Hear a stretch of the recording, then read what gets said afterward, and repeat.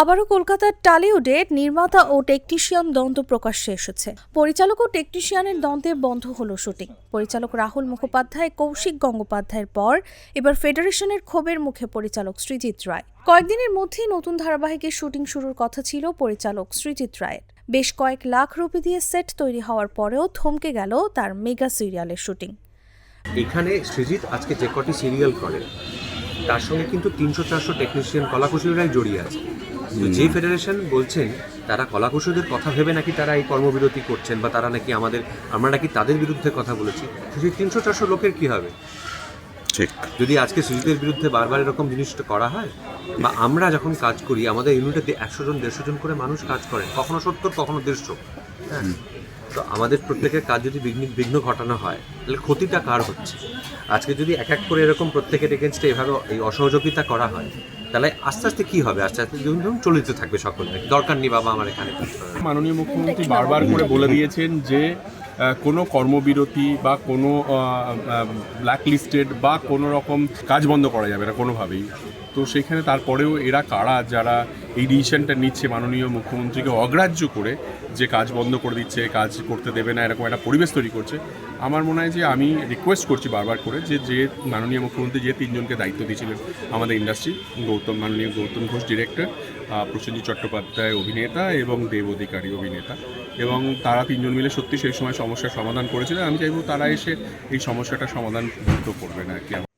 গত শনিবার থেকে পরিচালক সৃজিত রায়ের সঙ্গে টেকনিশিয়ানরা কোনো রকম সহযোগিতা করছে না, এমনটাই অভিযোগ করেন পরিচালক সৃজিত রায়।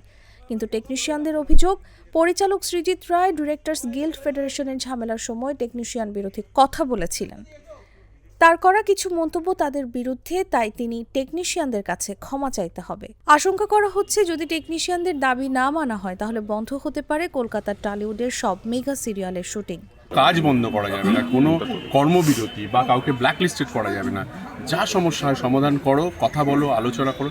তারপরে কারা এরা যারা এই ধরনের একটা পরিস্থিতি তৈরি করার চেষ্টা করছে, আমার মনে হয় সেটা খুব ইম্পর্টেন্ট, সেটা খুঁজে বের করা উচিত। আমি আমার নিজের ক্ষমতায় নিজের দমে অভিনেতা, পরিচালক এবং প্রযোজক হয়েছি। হ্যাঁ, আমি ইন্ডাস্ট্রি ছাড়া কিচ্ছু বুঝি না, আমি আর কিছু করতেও পারি না। ঠিক আছে, এই প্রতিটা টেকনিশিয়ান এমন লোক আছে যার সঙ্গে আমি ছোটোবেলা থেকে প্রথম দিন থেকে তাকে আমি চিনি, আমার স্টুডিওতে প্রথম ঢোকার দিন থেকে। এটা তাদেরও ভেবে দেখার সময় যে আমাদের মতো মানুষজন যারা 24-25 দু দশকেরও বেশি সময় ধরে যারা ইন্ডাস্ট্রিতে কাজ করছি, ছোট বড় বিভিন্ন ভূমিকায়, তাদের সঙ্গে অসহযোগিতা করতে বললেই তারা করবেন কি? মঙ্গলবার পরিচালক সৃজিত রায় বলেন, গত রবিবার আমি জানতে পারি আর্ট সেটিং গিল্ড আমার শুটিংয়ের কাজ বন্ধ করে দিয়েছে। তাদের সভাপতির সঙ্গে আমার কথা হয়েছে। তিনি অভিযোগ করেন, আমি কোনো এক সময় মিডিয়ার সামনে টেকনিশিয়ান বিরোধী কথা বলেছি, সেটার জন্য তারা খুব দুঃখ পেয়েছে এবং আমার সঙ্গে তারা কাজ করবে না বলে জানিয়েছে। থ্যাঙ্কফুল যে আমি ভাবতে পারিনি যে সবাই এতটা সাড়া দেবে, এবং আপনারাও এসছেন, আপনাদের কাছে আমি থ্যাঙ্কফুল, কারণ আপনাদের সকলকেই ডাকাই প্রশ্নটার উত্তর আমাকে জোগাড় করে দেবে এইটার জন্য। এবং দেখুন, আমি জানি না মানে এইটা কে করছে, কোথা থেকে হচ্ছে, কারণ আমি তো কোনো সেরকম একটা বিশাল নামি তো কেউ নই। আমি একটা আন্ডাররেটেড একজন ডিরেক্টর। আমি টেলিভিশন কোনো ডিরেক্টরের নামই নয়। তো আমরা খুবই আন্ডাররেটেড ডিরেক্টর, টেলিভিশন করি আমরা। তো আমাদের না সেরকম কোনো সোর্স নেই দাদা, এবং আমাদের পেছনে কেন লোকে লাগবে এটাই বুঝতে পারছি না। কারোর কাজ বন্ধ করে দেওয়া এটা কিন্তু কখনো শাস্তি হতে পারে। তারপরে জুলাই মাসে যে ঘটনাটা ঘটে রাহুল মুখার্জির শুটিং নিয়ে, সেই সময় আমরা কর্মবিরতিতে যেতে বাধ্য করা হয়, কারণ তারা রাহুল মুখার্জির শুটে আসেন। 1 মাস ওয়েট করে তারপর চলে যায়। আমরা সিসিআই কম্পিটিশন কমিশন অফ ইন্ডিয়াতে আমাদের সমস্যাগুলো নিয়ে একটা কেস ফাইল করি।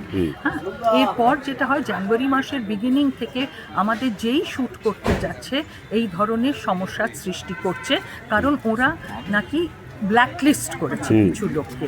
কিন্তু কেন ব্ল্যাকলিস্ট করেছে, কি বিষয়ে, কি করেছি অন্যায় আমরা, সেটা আমরা কেউ জানি। কি boss, vital match, tough opponent, tension? Come on bro, অপোনেন্টকে নিয়ে ভাবার সময় আছে। আসল অলরাউন্ডারের কাজই তো হলো যে কোনো টাফ সিচুয়েশনে টিমকে অলরাউন্ড প্রোটেকশন দেওয়া। জাস্ট লাইক মাই টাইলক্স, যার অ্যান্টিব্যাকটেরিয়াল এজেন্ট টয়লেটের কোনায় কোনায় পৌঁছে 99% জীবাণু ধ্বংস করে, টয়লেটের কঠিন দাগ ও দুর্গন্ধ দূর করে টয়লেটকে রাখে ক্লিন আর সুবাসিত। টাইলক্স টয়লেট ক্লিনার, ক্লিন মানেই টাইলক্স।